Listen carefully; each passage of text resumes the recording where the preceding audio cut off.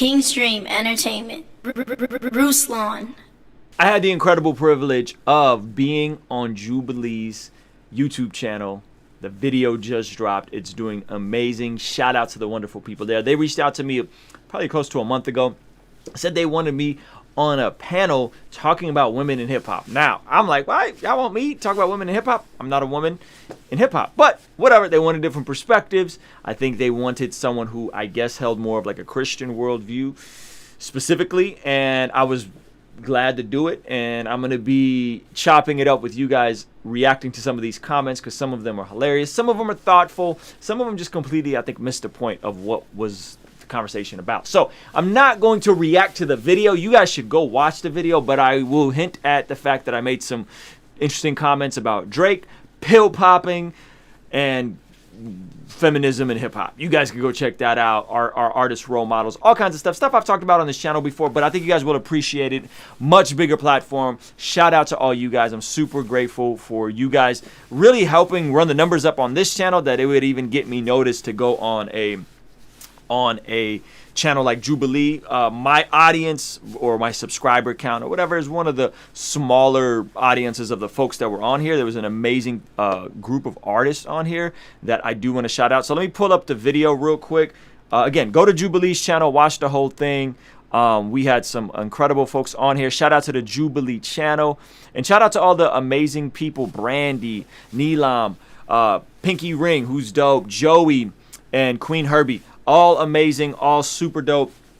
Also, super dope artists. And we actually got like a little Instagram group chat going, and we've been able to stay in touch. This was shot a couple weeks ago. So go watch that.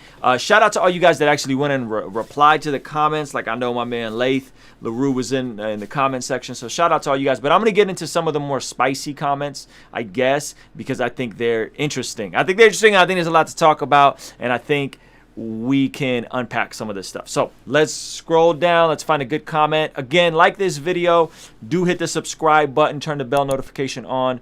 That helps a lot. Shout out to all you guys. Oh, shoot. I just messed that up. Shout out to all you guys who support this channel, partner on this channel.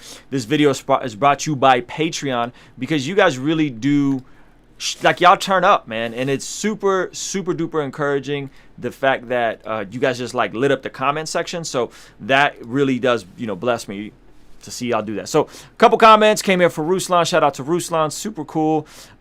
These are kind of folks who are already Patreon, already supporters. My man GI Soul, Ruslan, dope convo, giving great feedback. My man Just Raised. So let's find the first comment that I wanted to address. Okay, here we go.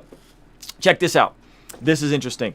This is from Makan. I replied to this. I'll basically just give you guys my response. Very weird how Ruslan wants to basically police the rap genre, talking about how it should change, when white-dominated genres, rock, opera, country, pop, never welcomed people of color, POC. Black people made a genre for themselves, and it's okay for white people to rap, but he really is overstepping his bounds. He's overstepping his bounds. Oh. Okay, first of all, I think he's talking about the part where I addressed Drake specifically being a father, someone that's in his mid-30s, and perpetuating illicit drug use in his singles. I also pointed out to guys like Future who don't even use drugs but continued rapping about it. And I basically said, listen, if you're okay with Drake and Future running around talking about pill popping and doing drugs while privately eating vegan diets and drinking alkaline water and not doing drugs, if you're okay with that in music and in culture, then listen, keep consuming that. However, we should be concerned when there's that degree of hypocrisy by the largest artist in music, specifically Drake and Future. Why does this matter? Well, because DJ Booth put out an article, and I addressed this on the channel, specifically talking about how when Juice WRLD met Future, he told him in the studio that he was the one that inspired him to start trying drugs, and Future apologized to him. And then after Juice WRLD passed, or around the time Juice WRLD passed, it was when Future came out and basically started talking about the fact that, I influenced him and I felt bad for that, right? And so there's a lot there that I don't care to police any genre. I don't care to police anybody.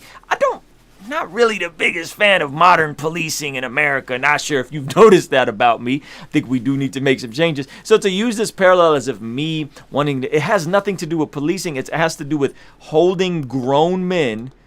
Drake is 33, about to be 34 years old. He is a father, and the fact that he keeps alluding to drug references, which he did not come in the game talking about popping pills. He did not come. Now there's multiple records with Drake talking about popping pills.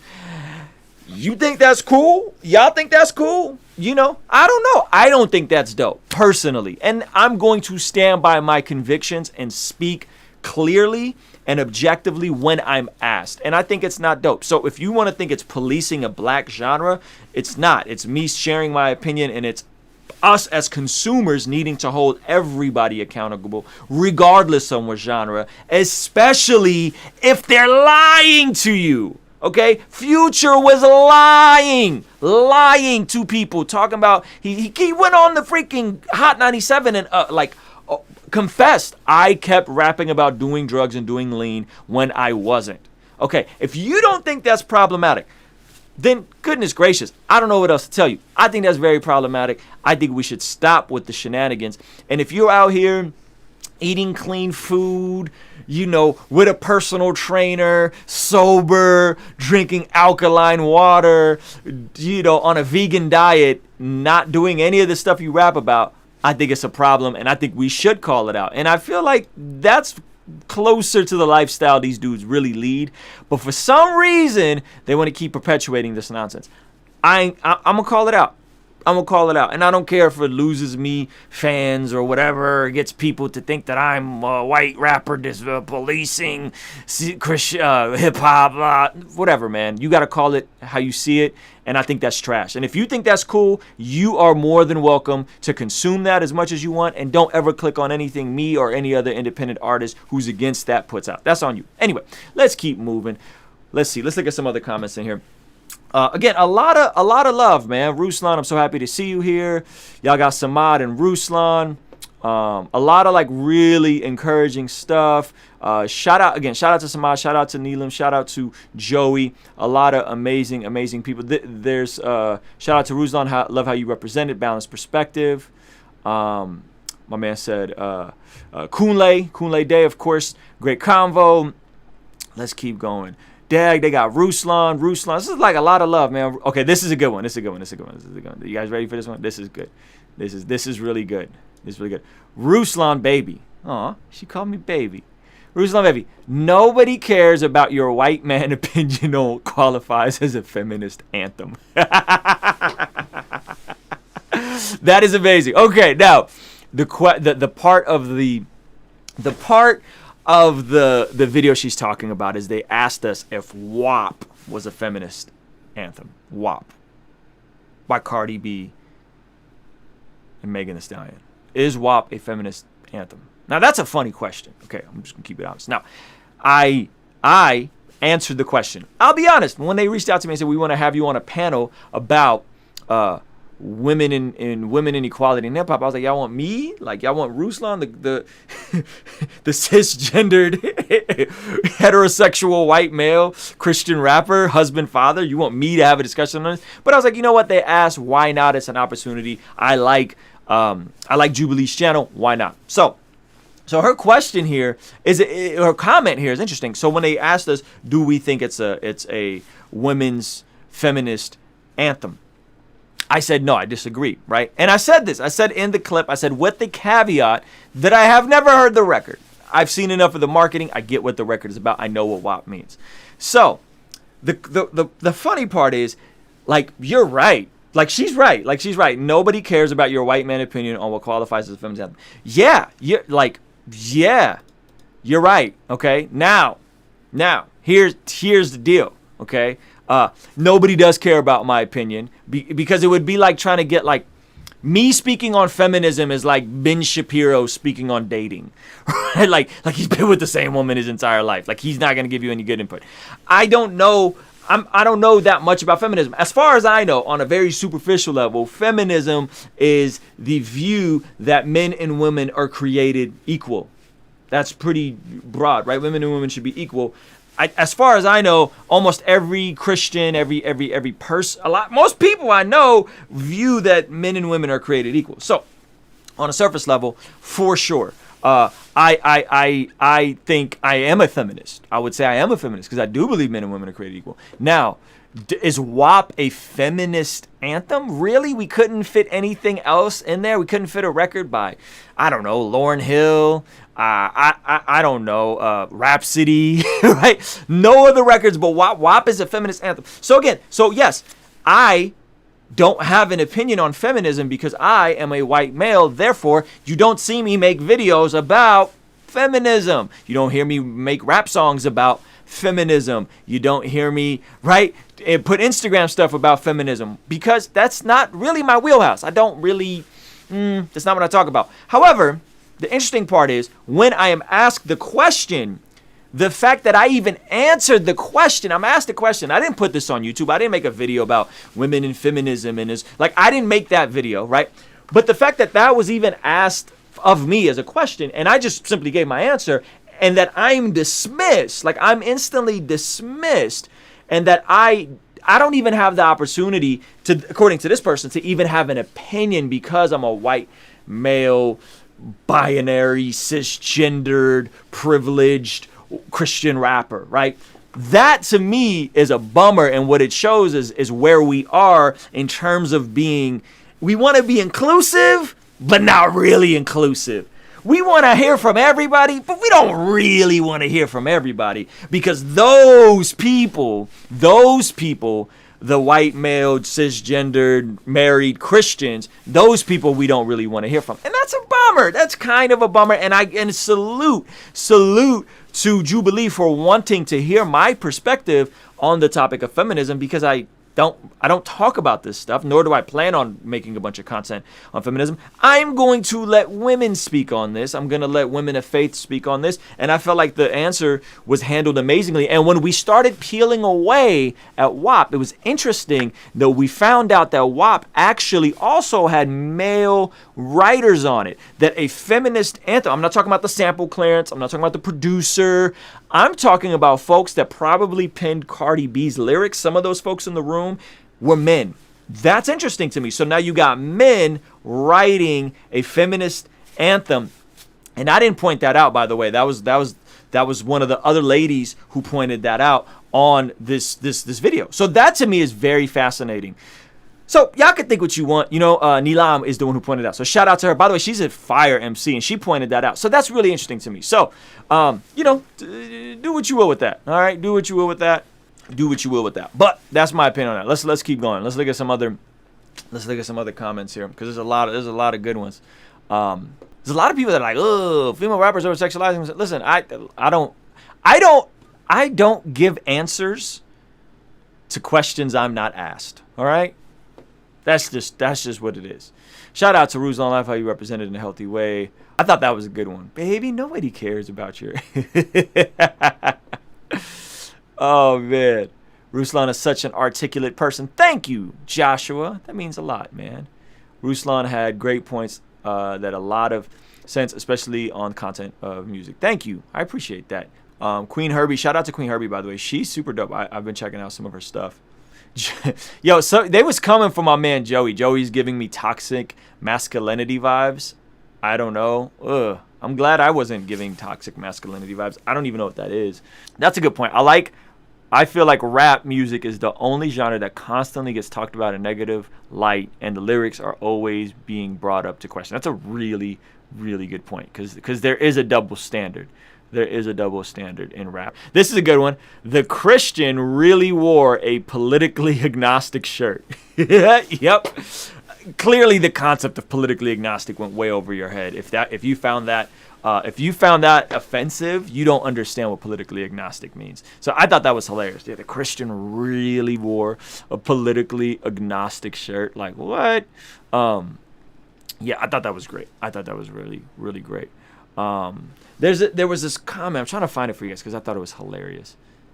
There's my comment, by the way, which actually got 54 likes. So that was cool. This was super fun and profound conversation for me. Grateful to have new friends I made. Thanks so much for having me, Jubilee. Ruslan is just that guy of this video. Thanks. I'll take that as a compliment.